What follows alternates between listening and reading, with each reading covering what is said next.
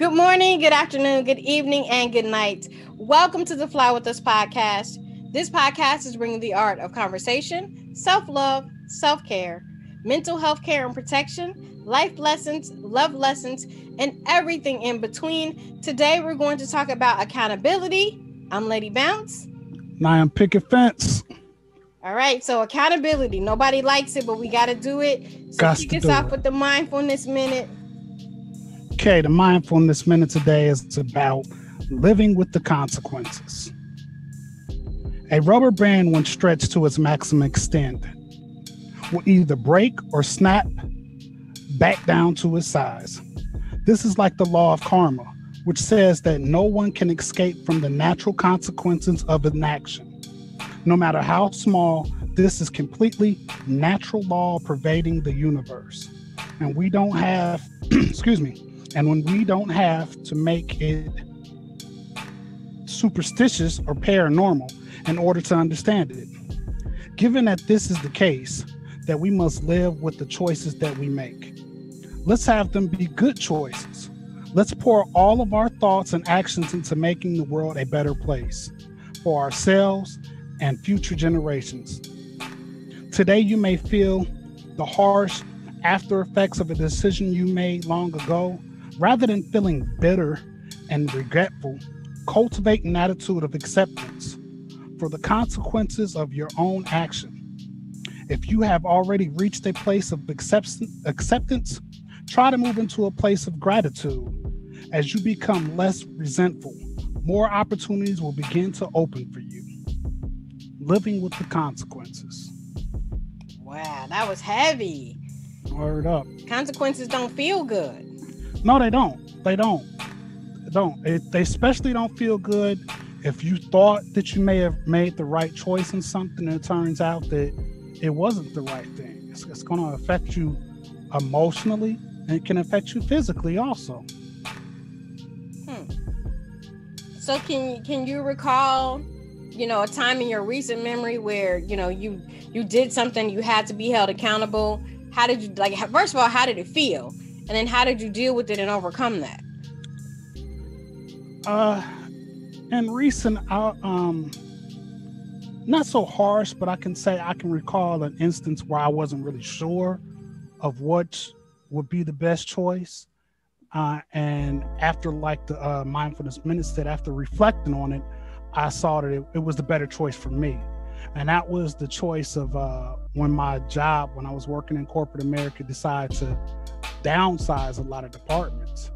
They offered me a lesser job, but more stressful job.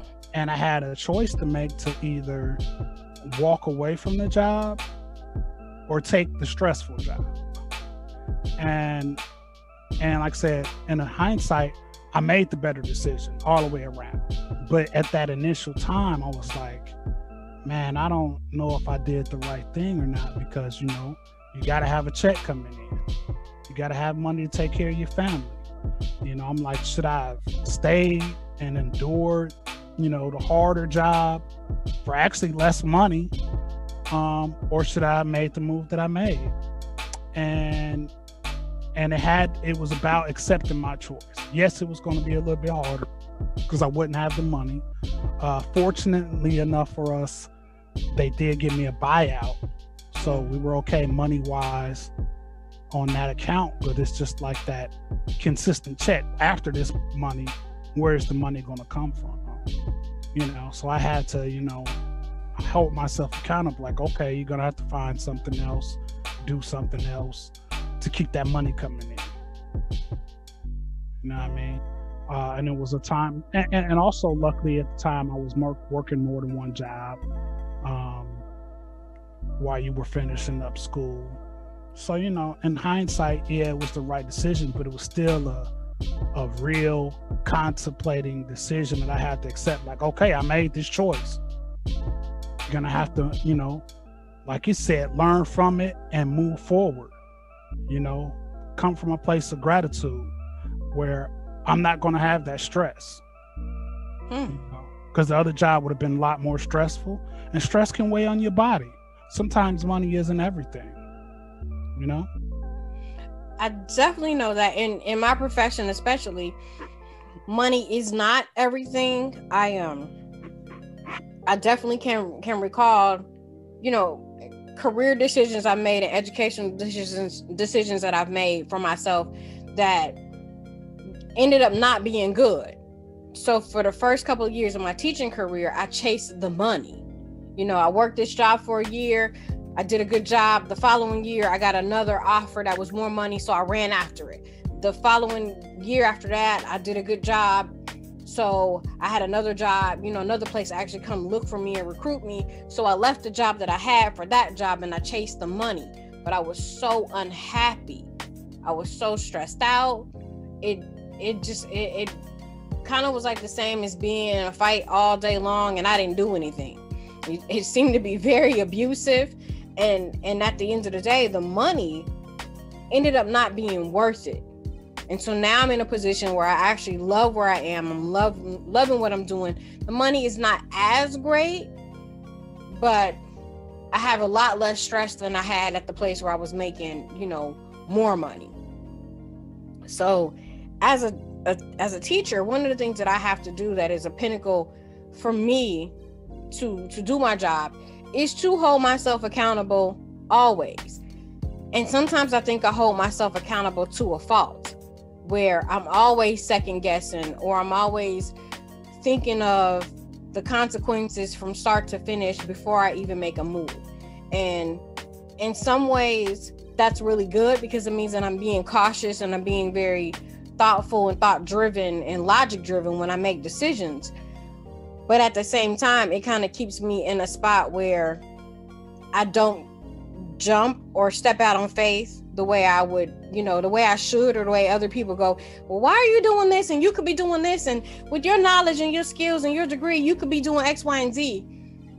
I'm always self-reflective. I'm always, you know, holding myself to a high standard of accountability. When I have a bad interaction, you know, with a student or a parent, I'm always reflecting, okay, well, what did I do wrong in that situation? Even if I wasn't wrong in the situation, I always err on the side of I was wrong, or my attitude or my action or reaction is what caused this part of the reaction from the person that I was interacting with. And a lot of times they're not my fault, but I still hold myself accountable for, you know, for like at the end of the day, I'm like, it's still my fault. Even if I didn't do anything and this parent just walked in the door and flat out cussed me out, I'm still like, okay, well, what did I do to make her give me that kind of energy? What did I not say to her to, you know, bring her back to a place of calm? Or how could I have handled this differently? And then in the situations where I am wrong, then I have to like check myself and go, yeah, you was wrong. You were wrong in what you said. You were wrong in how you handled it. You were wrong in how you approached it. But I find that in my profession, people are very guarded and they never want to admit when they are wrong. They don't want to admit when they messed up. And when things happen, it's always somebody else's fault. Well, nobody is right 100% of the time.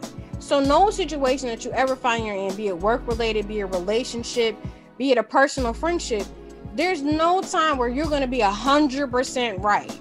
You have to hold yourself accountable for the things you say and do when it comes to interacting with other people. No, it don't always feel good. It doesn't. But it is a part of life. It's part of being mature. Yeah, definitely. And I think that like you saying about it being hard, I think it's really hard if you're in a role of higher responsibility, like if you're the boss, or you're the captain of the team, or you're the quarterback for the team, or you always see the person that's the leader on the team, you know, and in good instances, you seem to say, you know, I have to take responsibility for this loss. You know, as a leader, you really have to be able to let the responsibility of a loss or something going bad fall on you. And that's what makes a good leader. There are a lot of people that are in leadership positions that shouldn't be in leadership positions. Not that they're not good people, but they're not good leaders. It takes a certain not only knowledge, but spirit and compassion to be a leader. Like I said, the first thing you have to do is be able to handle that responsibility of something going wrong, or there being a loss of money, or, you know, whatever happens. It's a double-edged sword, because you have to be able to say the things that went bad are my responsibility, and the things that went good are because I have a good team. And a lot of people want to take responsibility for all the good and no responsibility for the bad. Absolutely. And that's where you fall into, you know, stumbling blocks. You know, say a person in leadership position, they always want to say, I did this, I did that, I got the things going, I'm the one that made the budget. But if you're a leader, you have a team that brings that together. And if you're a good leader, you're going to big up your team. And when things go bad, you have to let the weight fall on you. Now, that may not seem fair, but that responsibility comes as a leader, a good leader. Exactly. So, you know, you were talking about, you know, when things go bad as a leader, you have to take it. But here's the thing about when things go bad and you're the leader, you're in charge. Yeah, you have to take it. But one of the things that you have to do when you take it is self-reflect and go, what did I not say? What did I not do to get the desired result out of my team? So when you are a leader, you can only be as good as your team. Your team is only going to be as good as you allow them to be. And that's usually based on how you treat them. You know, I saw a thing, I see it all the time on Facebook and social media that says people don't leave good jobs. They leave bad bosses. So it's not the job most of the time that people are leaving or people are trying to get away from. It's the boss. So in my profession, I've seen thousands of really, really great teachers that have left positions because of the principal or because of the leadership. And I hate to see teachers like that go, but it usually is based on, you know, who the principal is. So as a principal, you have all of these moving pieces when you are in charge of a school. You have the students, you have student outcomes, you have your staff, the outcomes of your staff, and things of that nature. If you are a leader who knows how to follow, if you are a leader who knows how to appreciate those who you are responsible for, you are always going to get the best out of your team. Your team is going to make you look really, really good, or they're going to make you look really, really bad. So you have to hold yourself accountable in that regard of what kind of leader do I want to be? Do I need to adjust my leadership and management style to be able to manage these moving pieces? Then you have to remember, you know, along with that, that the people that you are leading are adults, that they are professionals. They want to be treated like professionals. They want to be treated like adults who know what they're talking about. So, and that's in any job, but in a school especially, like, you know, I've got degrees, I've got a license for what I do. So as a principal, as a leader of the school, you're not going to treat me like you do somebody who just walked in the door, entry level, no degrees, hasn't done this job for a while, no licenses. You're not going to treat me like a novice when I'm an expert. And so as a leader, you got to kind of suck some of that up and realize that sometimes people on your team are going to know more than you. They're going to have more credentials than you. And you still have to be able to adjust yourself to be able to lead them properly. But it starts with accountability. Who are you? What kind of leader are you? What kind of leader do you want to be? What kind of team do you want to follow you? So you have to adjust yourself, you know, based on that. Oh, definitely. Like you said, you have to be the topic of the show. You have to be accountable at all times. And I think that a lot of people get put in positions that they aren't ready to take that responsibility. Excuse me. They're ready to go out there and say, hey, I'm a leader. I know how to run the show, blah, blah, blah, yakety smackety. I'm big boss man, big boss woman. But they don't have that other piece. that accountability piece. They're not ready to take that responsibility of things going bad. And that makes for it makes the job hard. It makes the job hard for the team that works under you. It makes the job hard for the people or the boss's boss, the execs, the board, because then they're going to have to make a hard decision on, did we pick the wrong person to lead? And corporate, when it comes to boards and the CEOs, man, they will cut you in a minute if they don't feel they're getting out of you what they expected out of you. Look at coaching, for example. You see football and basketball coaches get fired all the time. Some have years to try to make a turnaround, but some get cut real quick. Yeah, I've seen that, and we are still not watching the NFL, but I do see sports headlines and they go, "Oh, this coach is out," and I'm like, "Well, gosh, he was only been coaching for a year, or he only coached 4 games. You didn't even give him a chance to prove himself." So that is definitely true. And to flip it just a little bit, as it relates to relationships, you have to take accountability in your friendships. What friends are you? How do your friends, relate to you based on how you are as a person? If you are the friend who gets sloppy drunk every time we go out and it results in a fight, nobody's going to want to hang out with you. And then you're going to wonder why your phone's not ringing when it's girls' night. And then you see it on social media that they went out and had a good time without you. Well, are you holding yourself accountable for being a good friend? We all want a good friend, but are you holding yourself accountable to be a good friend in return? And then as it relates to even romantic relationships, are you holding yourself accountable for your actions in a relationship which result in how your partner relates to you? Now, while I believe that you are 100% responsible for your own happiness and nobody can make you happy or unhappy, is based on how you process all of that, you do have a certain accountability and responsibility to your partner to do those things that they like and less of the things that they don't like. So you have to hold yourself accountable. If I'm cranky in the morning and I'm snapping at my partner, and then my partner looks at me and goes, "Well, I just ain't gonna talk to you today," I got to be accountable for the fact that I was wrong when I came out my mouth this morning, snapping and cranky. I got to go back and apologize. I got to say, "Hey, I'm sorry. I didn't mean to snap at you. I was just really, sleepy, or my mind was somewhere else." But we don't want to do that, because again, it's not comfortable. It's not this easy feeling, and we always want things to be easy. But part of self-care and growing means you have to do those things that are a little bit painful, like holding yourself accountable. Yeah, true. Holding yourself accountable. That's what this is all about. Are you willing to say, "Yo, this is on me. My bad." And I think a part of it is a big part of it is ego, because you don't want to be wrong.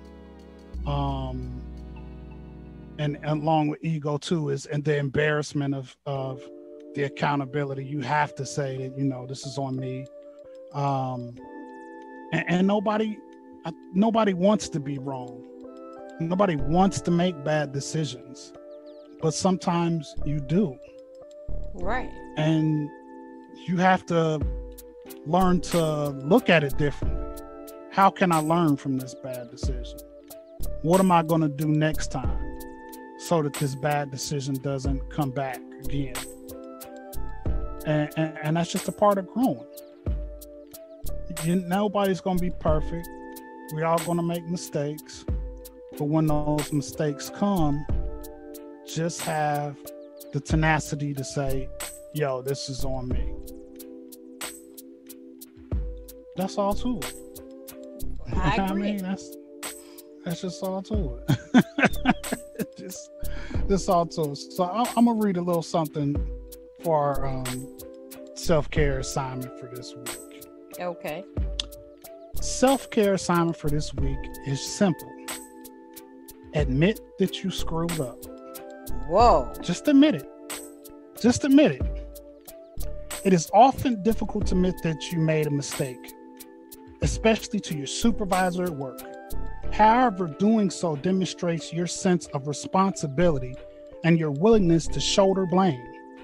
Taking responsibility for a screw up by you or your team shows your manager and your bosses that you are a person with values and morals and principles.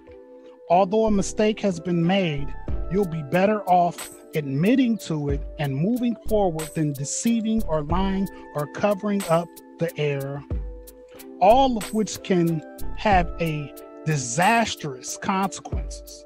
It can have disastrous consequences for you later when others finally find out the truth.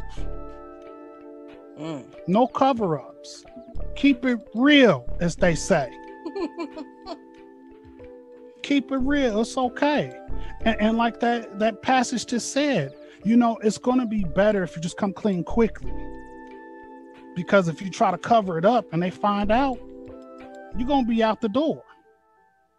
If you're not able to complete a task that they want you to complete, say you don't have the knowledge to complete the task. Go to your bosses and say, hey, I'm not really sure how this is supposed to be done, or I'm not exactly sure what you're asking for. Let me get some more details on what you need. Let me get you the perspective of how you want this done. What is it you need me to correct? If you come quickly and say, hey, this ain't turning out right, what is it exactly that you're trying to get out of this, and how can I better get it for you? Because if you deceive them, they're going to be like, oh man, you've been fooling us. You tricked us. You lied to us. Your lie is costing us. We're not getting what we want or what we asked or expected from you. And like I said, if you go to them and say, hey, I'm kind of having a hard understanding what you need, they can easily say, okay, look, this is what you need to do. And then being a good leader, go to your team and entrust in your team that they can help you with such tasks. But see, a lot of times bosses and leaders say, oh, I can handle it, and have no way of handling it. And then they try to pass the buck and not even give full details to the team and staff of what they need. And it doesn't get completed in time, or it's not completed the way that the bigger boss wants it. So now we all look bad. So a good boss would say, hey, I'm either up front say they messed up, or second-handedly right away say, hey, this isn't going right. And if you have a good staff and you're good to your staff, you don't have to second guess them. Come to them up front. Don't be like, hey, I need you to do this. Say, hey, this is what they're asking me for. How do I go about getting this? Is there any way you can help me to understand it? Because a lot of times people are too embarrassed to ask for help from the staff, or like I said before, ask the bigger boss, what is exactly that you're trying to get? Because they've made this big thing about they're the boss and they know everything and they know how to get it done. And then they make a bunch of excuses. They make a bunch of excuses, and then stuff is still not completed the way it should be completed. And then when it falls apart, they want to blame everybody else. Yeah, that sounds about right. And even, I would even venture to say that even in your blaming everybody else for whatever happened or whatever, the shortcoming is, you still need to look at yourself and go, what is it that I didn't say, or what is it that I didn't do to get the desired result?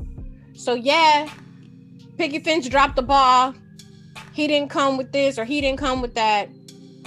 What was wrong, or where did I miss in the direction that I gave him that he didn't give me what I wanted or what I needed? So you still have to be accountable for how you ask, or what you ask for, and even in the time frame that you ask for. If you to use the analogy you use as a boss and a bigger boss, if your bigger boss asks you for something that's due on Friday, You don't come to the person on Thursday and say, by the way, I need this. You should have come to the person. That's not gonna work. When the big boss gave it to you, you should have came to that person immediately and said, hey, this is what I need. Let's work on it. Exactly. Waiting till the last minute is not going to work. Never. In any situation. So for people that are ready to take accountability and responsibility, they may not know how. Let's drop it on them with some brain science. My favorite part of the show. Brain science. All right, so I'm going to give you 10 tips to make personal accountability come naturally. Personal accountability is a self-discipline and follow-through that you have, and it helps you achieve your goals without being held accountable by anybody else. Many people look at personal accountability in terms of the workplace and business innovation. How can I get my team to take ownership in the results that I need? But personal accountability is much larger than that. In fact, it is unequivocally a fundamental aspect of any successful endeavor. Entrepreneurship, small businesses, online businesses, fitness goals, athletic achievements, personal goals, and friendships all need a fair amount of personal accountability. So, how do we get that? I'm glad you asked. I'm going to give you 10 tips, really short ones, to help you be more accountable. Ready? The first one, take care of your mental, physical, and overall health above all else. At the beginning and the end of the day, your mental health care and protection should be at the forefront of everything you do. Every decision you make, every decision that you don't make has a consequence. How is that going to affect your mental health in the end? It may sound counterintuitive if you are worried about personal or professional goals. Why does physical and mental health play a role? When you are in your best shape physically and mentally, you have a great capacity for focused energy and space for new goals in your life. A poor mental state can cloud productivity, intrinsic motivation, and your ability to work. If you're not in good health physically, you may need more sleep, but you may also have a poor quality of sleep. You may get drained quicker and need to eat more often. These things all drain your physical energy, which takes a toll on your mental energy. Number 2, schedule a time to brainstorm and plan to have more personal accountability. Any goals are not just going to suddenly manifest before your eyes. I believe in manifestation, yes, but only if action is behind it. Getting organized is essential to making sure you're on the best path and actually working toward what you want. One way to do this is regular check-ins with yourself. You can find downloadable worksheets on the internet, we all got the same internet, that will help you reflect on your goals, how far you have to go, and what steps that you need to get there. Your goals and what you spend time on daily need to be in alignment. Number 3 and 4, it's a twofer. Practice commitment for your personal accountability and practice commitment toward maintaining your personal accountability. When you hear about success stories, one of the primary aspects that always stands out is how committed these people are to their goals. If you look at any successful author, they have been rejected multiple times for that manuscript that made them millions. Nas of Nas Daily often speaks about how when he was getting his company off the ground, he was committed to his videos and they were the first thing and sometimes the only thing he would do during the day. He was still rejected for a total of 7 years before his company became successful. Be flexible and resilient. When you set time-oriented goals for yourself, don't set the goals to happen too soon. Pushing yourself toward unachievable goals sets you up for failure. Be reasonable when you have to give yourself a deadline.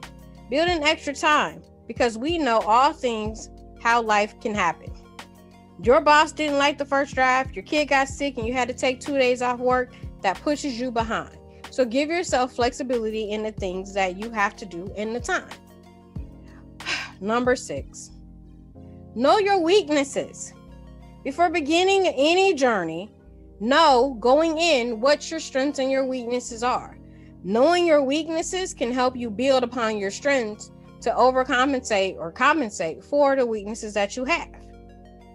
That's really important. Get guidance for continuous learning. Having personal accountability doesn't mean that you have to do it all by yourself, i.e., having a team. Build a team that can help you be successful and can help pick up the slack where you falter. Being receptive to feedback and not criticism can make the difference in the amount of time it takes you and your team to reach your goals and how much struggle you have to go through. Fix the process to boost your personal accountability. After getting feedback from a mentor, coworker, or even just after honest evaluation of your own work, you can start to tweak your workflow, organization, and processes. If you are doing the same thing over and over again and feel like you're spinning your wheels, you're not taking honest responsibility for your goals and your behaviors, nor are you utilizing your time efficiently. This is an important step whether you are working toward career goals, starting a new business, or learning how to homeschool your child. Number 9, take ownership of the results. It is easy to blame others or people when you don't reach your goals on time. We all make excuses.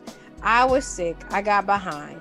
This person didn't show up and it cost me 3 days. Even if it is a good excuse, it is still an excuse. If you worked flexibility into your plan as mentioned above, you shouldn't allow others or events to deter your process and progress. That means taking ownership of results. Return back to the previous steps to work on a commitment for your goal. And number 10, reward yourself for your personal accountability. Why? Because you deserve it. I have a list. I have a vision board. You have a vision board, which we need to revisit that on another show, of things that I'm going to do for myself when I accomplish my goals. From getting myself a cup of coffee at Starbucks for a small goal reach to purchasing those expensive earrings that I'd really love to have for a larger goal. It doesn't have to be something that costs anything. It could be that you work with your significant other to schedule a day that he will take the kids and you can have all the time you need for yourself to read a book, take a bath, or have an extra cup of coffee. So in conclusion, these 10 steps to increase your personal accountability will drastically improve the quality of your life in terms of health, accomplishments, and fulfillment. It's easy to check out and just let things be the way they are. It takes courage, effort, time, and determination to shape the life, career, relationships, small businesses, and life that you want. So ask yourself, what kind of life do you want, and how are you going to get it? Word up. Word up. Very good. I like all those. And if you can't do all 10 at once, just start with one. Pick out the ones that are easiest for you and start there. Absolutely. Small steps. If you did one a day or even did one a month, that's still better than not doing anything in terms of raising your awareness of your personal accountability for your life and its outcomes. Definitely. Well, yo, that's the show. Take accountability. Take accountability. Word up. And remember to fly with us as you're taking your accountability. Reach out to us on all social media, whatever it may be. You can find us wherever you find your favorite podcasts. This is the Fly With Us podcast. Like, share, and subscribe. It's your boy Picket Fence. I'm Lady Bounce. We out of here. We out. Peace.